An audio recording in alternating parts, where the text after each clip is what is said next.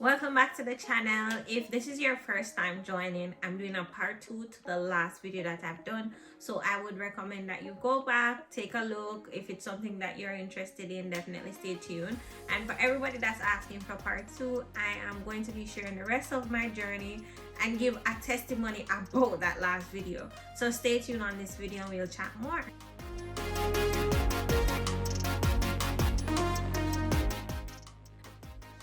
So before I continue on this testimony, let's kind of go back to the last video.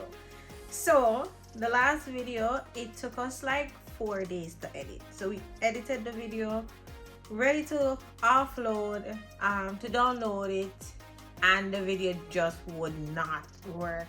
Like, it was super bright, super oversaturated, and we spent 2 nights straight trying to upload the video. And then the night when I was ready to upload, I'm like to my husband, listen, let's not edit it, let's just post the video, it's whatever. And to be honest, guys, I posted the video like 10 p.m. and immediately I got a couple response, and it was motivating people. And I'm just like, look at God. God is so good, because it was a motivation for somebody that the devil was trying to block. So that's the testimony about the last video. So we'll proceed to tell you a little bit more about my journey, and for persons that are currently struggling and not in a position that they would want to do, like being, I hope this video will serve as somewhat of a motivation just to keep pressing, keep going on. And also for persons that are interested in coming to Canada, just so you guys know, it might not be easy, but eventually it will be worth it when you just kind of put yourself out there and you do the impossible. You never know what God is doing behind the scenes when you decide to come out of that comfort zone and push yourself a little bit more. All right, so where was I from the last video? The last time we spoke about how I ended up getting hired, starting the company. When I started, I ended up, I started as a junior, as we spoke about before. So when I started as a junior, I was excited. I was okay starting as a junior because I wanted to learn. I wanted to learn about the Canadian environment and everything. And you know, I spoke about some of the different jobs that I had, like one of the places, that how terrible it was and how it wasn't what I wanted to do. But every single job kind of come together with this one job, and it's something that I'm always talking about with my husband, is never look down on a job and never think of yourself, you know, like, I am better than this job, because every single stepping stone in life is going to be worth it when you are, you know, stepping up the ladder. So because that job that I did not like the first couple weeks of being at this job, I was supporting another senior engineer, and he wanted me to do some AutoCAD drawing to like edit some design of some things, and that's exactly what I was doing at the company that I did not like. So just how things kind of full circle back around. Anyways, when I started at the company, I started with a PM, and it was so overwhelming. It was all new to me, and I was a lot overwhelmed because he had probably 8 projects working at the time. And so when I came in, I was just like, you know, almost felt like I was dumped in the fire. However, like I said, every single thing that happens in life is always for our good, because God won't give us more than we can bear. And I remember that myself and the guy, we were like knocking heads at one point, because I was like, listen, if you're gonna give me directions, give me clear instructions. Anyways, it so happened that he started to give me some PM tasks to do. So like, he would ask me to do some things like prepare a budget, update a schedule, and little stuff like that. And at the time I was like, this is this guy's job, why am I doing it? But when I do it, I'm like, I'm doing it to the fullest potential, to my fullest potential, because I always have this thing in my mind. First, before I work for anybody, I work for Sanjay Incorporated. And what I mean by that is anything that I do in life, no matter how difficult it is, I have to tell myself that I am working for me first. This is a learning opportunity for me. This is a growth for me. And so I gave it my all. Like, I was working extra, like I was going hard at it. Fast forward to about 5 months later or less, I was like working hard at this one project, which was like an air dryer installation. And I remember like, hey, this is tough. I was absolutely clueless. I had no connections at the site that we were working. And eventually I just started to reach out to people, and I was able to close that project. And when it was review time, the same guy that I was working with, he gave absolutely fantastic reviews about me, like, or PM skill is top notch, she's this, she's that, and I'm like, whoa, this is amazing. I was like really happy that happened.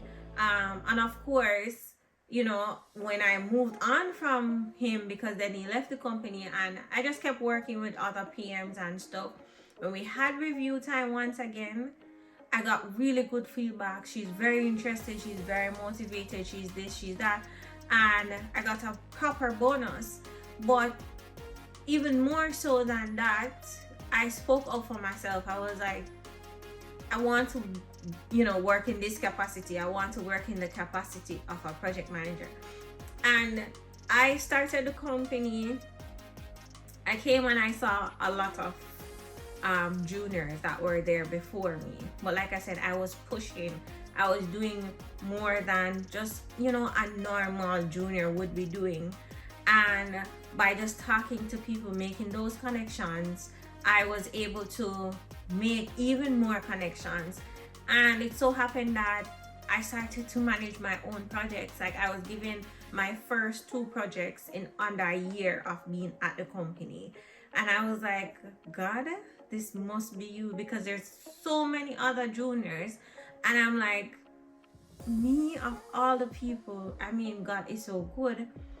But something that struck me even before my year was at the company, I received a call one day, and one of the owners, he was saying, we have a new client in food and beverage, and we'd like you to go there. And I'm like, what? In my head, I was like, okay, which senior PM am I going to be working with? But of course, I was interested in going. I'm like, of course, sure, yeah. What is it about? I don't know, but sure. Lo and behold, I was not going with any other PM. I was going there as the lone first person to ever work in that capacity from my company. So I was literally the person representing the company. I was, to say the least, I was stunned, but in the same breath, I was like, they don't know what they're doing. They have no clue, because this is all God. God, like, literally have this whole thing set up, and he's just using them to play their part. But I'm saying that to say it was so surprising. It's not really anything that I've done. Yes, I've said that, you know, I've worked hard and I've done this and I've done that. But the bigger picture of it is, when you come here, remember, we leave our home country, you know, and we come here, and a lot of people will see immigrants in us, and a lot of people will not treat us in the way that we're supposed to be treated. But the fact of the matter is, we come here for better. We didn't just come here to tell our people back home that, hey guys, I'm media foreign. Like, media foreign don't mean nothing when, you know, like, what we set out to do to begin with, we can't achieve it, and we are not achieving it. And so a part of being an immigrant means we might have to work harder than the average person, but a part of it is we have to work hard. We have to go there. We have to do what we can do. And fast forward, I've been just getting my own projects. I've been on my own projects, working on my own projects, and it's such an amazing opportunity. But even more so, I was successfully able to complete that assignment. And when I completed that assignment, I moved back to pharma. So I was doing pharma. However, my company ended up saying, hey, when I came back to the main office, they were like, we needed to start training people because you're so familiar with the systems in pharma. And I'm like, maybe because I just come back and I don't really have a lot of work to do. But then I was in charge of preparing guides. I'm now in charge of training new people.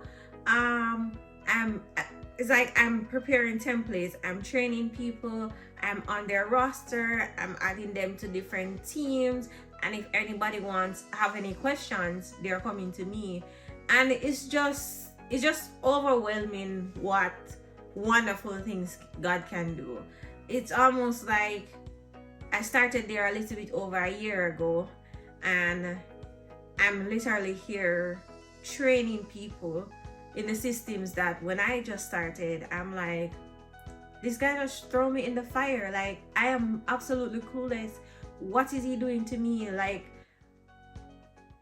what's happening? That's how it started. And then to see in a little bit over a year later, just by being in that fire, you know how they say, I don't know the saying, I guess they said gold, fire refined gold or something like that, whatever, but something like that. I went through it, but it was for my good, because I ended up training people. So these little things that immigration might be hard, starting a new job might be hard, doing different things might be hard, but the sooner we start, the better. The sooner we start, the better. And so I'm continuing on my journey. I'm here working hard every day, and I just launched my own company, StudyCan. So if you guys are interested in coming to Canada, check the link below, and you can definitely check out the website. Follow us on Instagram at StudyCan. But that's basically the end of my story for now, until God keep doing his wonderful works in my life. But essentially, to sum up this entire, how long is that, 4 years long testimony, is to say, don't be afraid to step out of your comfort zone. If you're thinking about coming to Canada, or you're thinking about going to America, or wherever you're thinking about going, don't be afraid. I unconsciously just decided that yes, I'm gonna do this and step out of my comfort zone. Working hard. If you want, like an old saying in Jamaica says, if you want good, your nose have to run. And for our English speakers, if you want good, your nose have to run, something like that. Yeah. But you get my point. The essence of my story is, it's hard. Nothing's easy in life, and similar to anywhere, similar to back home in Jamaica, it's hard. But pray, work hard, execute, and things will just slowly start, fall in place. It might take long, because it didn't happen overnight, but perseverance. Guys, I really hope that part two is short, but just wanted to share the continued journey with you guys, because I know it motivated a lot of people, and I wanted to just motivate people. Immigration is hard. Life rough. Life is hard, but what I'm saying, if we trust in God and we believe in our abilities and we execute and we work hard, when everybody is sleeping, we're up and we're toiling through the night. And I don't know if I mentioned it in the previous video, but I was up until like 1, perfecting my resume, going through it over again, making sure it was perfect. And I mean, I remember even when my husband was saying, let's go to bed now, it's like after 1, I was like, I have to send this off. And just those small things. And like I said, every single job that I've had, it plays a role in this current job. And so even when I was working at the other place without paying me a lot of money, I learned so much by indulging myself in it. and they might think, oh, they're using her and I'm using her because I'm not paying her that much, but she's putting out all this work. I work for Sanjay Incorporated and you work for yourself Incorporated. You work for yourself first. So whatever you do and whatever you're doing at work, you're not going to say, oh, I'm going to do this mediocre or I'm going to do that mediocre. You're going to do it 100%. I remember a teacher of mine, my mentor back in school, and I still talk to him to this day. Mr. McAnuff always say, anything that you do it to the best of your ability, and whatever you do, you're doing it to basically it represents you. Because I remember once I didn't want to go to a class and he's like, go to the class, because even if you're not learning anything, you're representing yourself in a good way. And so wherever we go, whatever we do, we always try to represent ourselves in the best way possible, because we're doing it for ourselves and not anybody else. So we're going back to regular programming. This is the end of that testimony, but I hope it serves as a motivation, like I said, to somebody here coming or anybody across the world in different situations. And thank you guys for watching this video. Remember to like, share, subscribe to the channel, and comment below if you enjoyed part 1 and 2. I realize people really enjoyed the first part, but I hope you enjoyed this kind of summary one. It's not very long, but thank you. I really appreciate all the support that I get.